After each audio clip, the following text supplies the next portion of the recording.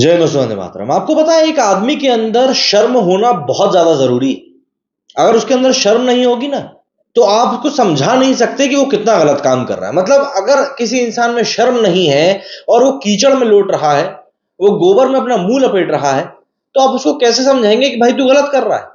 क्योंकि उस आदमी को यही फील होगा कि यार जो मैं कर रहा हूं सही कर रहा हूं, मैं तो कुछ गलत कर ही नहीं रहा हूं। बाबर आजम का मैं आपको कुछ एक रिकॉर्ड बताता हूं। दरअसल अगर हम बात करें T20 वर्ल्ड कप 2021 की, एशिया कप 2022 की, T20 वर्ल्ड कप 2022 की, एशिया कप 2023 की, ओडीआई वर्ल्ड कप 2023 की, T20 वर्ल्ड कप 2024 की, और जो वर्ल्ड टेस्ट चैंपियनशिप हुई है इस बीच में उनकी भी, इनमें से किसी में भी बाबर आजम कप के ऊपर अपना हाथ नहीं लगा पाया है। और उन सब के बीच में बाबर आजम की जलालत जो है वो भी कोई कम नहीं हुई। आप जिम्बाब्वे से हारे, आप अफगानिस्तान से हारे, आप आयरलैंड से हारे, और मतलब मेरे को ऐसा लगता है कि कुछ समय में ही बचा है जब नेपाल भी इनको एक टफ कंपटीशन देने लगेगा। अगर इनने बाबर आजम की उंगली के साथ पकड़ के चलना बंद नहीं किया तो, क्योंकि इनको समझ में नहीं आ रहा है। ये लोग एक अलग ही डायलमा, एक अलग ही जिंदगी में जी रहे हैं कि नहीं यार बाबर है संभाल लेगा, बॉब्जी है संभाल लेगा, बॉब्जी द किंग है। ये लोग जब तक इस डिलेमा से बाहर नहीं आएंगे ना, पाकिस्तान क्रिकेट का भला नहीं होने वाला है। इनने जबरदस्ती का क्या किया, एक पुतला खड़ा कर दिया है कि हमको विराट कोहली से कंपटीशन के लिए कोई चाहिए है, हमारे पास तो कोई ऐसा प्लेयर ही नहीं है, क्या करें क्या करें क्या करें क्या करें। कि बाबर आजम एक काम करते इसको अपलिफ्ट कर देते हैं। ऐसे सचिन के टाइम पे भी हुआ था। सईद अनवर को इन लोगों ने उसी तरीके से प्रोजेक्ट करना शुरू कर दिया था कि जैसे हम वो उनका सचिन हो। एंड यहां पर विराट कोहली और बाबर आजम के केस में भी सेम कर रहे हैं। बाबर आजम जो चीज नहीं है उसको वो चीज बनाया जा रहा है, और क्योंकि वो चीज नहीं है इसलिए प्रेशर में बाबर आजम परफॉर्म भी नहीं कर रहा है।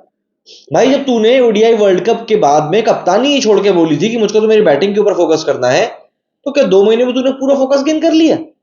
भाई जो तुमने कप्तानी वापस ली है ना पाकिस्तान की, उसको थूक के चाटना कहते हैं जो तुमने किया है। अगर थोड़ी सी भी तुम्हारे अंदर शर्म होती ना तो तुम पहली बात तो कप्तानी ही नहीं लेते। और अब यहां पर आके जब तुम यूएसए और इंडिया से जीता हुआ मैच हार चुके हो, उसके बाद भी तुम्हारे अंदर जरूरत नहीं कि पूछो मत। मतलब जिस एक अनफिट घटिया बड़े खिलाड़ी को तुम लोग सिलेक्ट करके लाए हो, वो अमेरिका में सिर्फ बर्गर खाने का काम कर रहा है, लोग उसके वीडियो उतार रहे हैं। तुम्हारी टीम की एक गत है कि उसकी शायद ही कोई व्यक्ति होगा जो कि बेइज्जती नहीं कर रहा होगा। और जिस कंडीशन में आप पहुंच गए, मतलब आप बाबर के ऊपर अब सवाल बिल्कुल कर सकते हैं, क्या बाबर को अब कप्तानी से हटा देना चाहिए?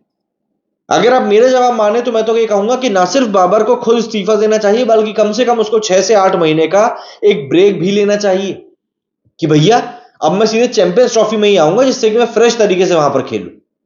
क्योंकि बाबर आजम, अगर, मैं तो नहीं मानता, अगर बाबर आजम वाकई में उतना अच्छा क्रिकेटर है जितना कि पाकिस्तान की लोग, पाकिस्तान के दर्शक बताते हैं, तो भैया चैंपियंस ट्रॉफी तो में उसकी जरूरत बिल्कुल पड़ने वाली है, वरना तो बड़ी दिक्कत हो जाएगी।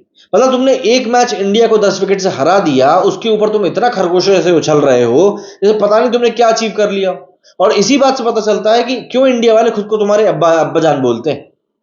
क्योंकि तुम लोग मतलब अपने अब्बा की खुशी में शिरकत नहीं होना चाहते।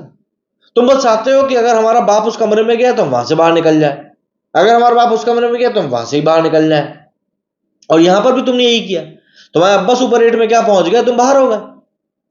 भैया बाबर आजम के बारे में लिटरली अब सीरियसली सोचने की जरूरत है पाकिस्तान क्रिकेट को।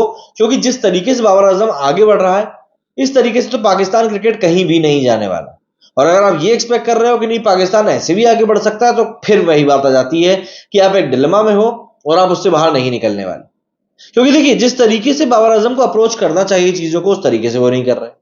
टीम में जिस तरह का उनको एक माहौल क्रिएट करना चाहिए वो नहीं हो पा रहा। कई सारे कुछ पुराने खिलाड़ियों को भी वापस टीम में इंक्लूड किया गया है, लेकिन उसके बाद से कई सारे मौजूदा खिलाड़ियों की बातचीत बंद हो गई। शाहीन शाह अफरीदी के बारे में बोला जाता है कि वो बाबर आजम से बात नहीं करता। एक टीम में जब इतना बुरा माहौल एक दूसरे के प्रति ही बना रहेगा, तो आप मुझे बताओ कि आप कैसे उस टीम में सर्वाइव कर सकते हो? उस टीम के पास में बेसिक सर्वाइवल इंस्टिंक्ट ही नहीं है। उनको नहीं पता कैसे हमको सर्वाइव करना है। और अगर कप्तान इस चीज को नहीं पकड़ पा रहा है, इस चीज को नहीं समझ पा रहा है, तो फिर तो वाकई में वो एक घंटे का ही किंग है जो कि बजने के भी काम का नहीं है। एंड यहां पर बाबर आजम के साथ में सेम वही सिचुएशन बन रही है, आप मानो या ना मानो। बाबर आजम को जितना यहां पर जलील किया जा रहा है ना, उसका कारण कोई और नहीं है बल्कि वो खुद ही है। ना तो आप बल्ले से परफॉर्म कर रहे हो, ना आपकी कप्तानी इतनी करिश्मेटिक है कि हम बस वाह वाह करते रह जाए।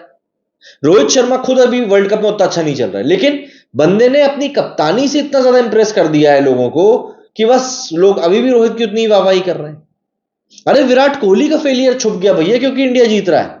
तो ऐसे में अगर तुम्हारी टीम जीत रही होती ना, तो कई लोगों के फेलियर बच जाते, पर क्योंकि तुम लोग जीत भी नहीं रहे हो, फेल भी हो रहे हो, तो भाई जूते तो फिर सर पे पड़ेंगे ही पड़ेंगे। और यही सिचुएशन इस समय पाकिस्तान की बन चुकी है। क्या कहना चाहेंगे आप लोग इस टीम के एफर्ट्स के बारे में? कमेंट करके जरूर बताएं। मेरी इस वीडियो फिलहाल इतना ही। जय हिंद, जय भारत।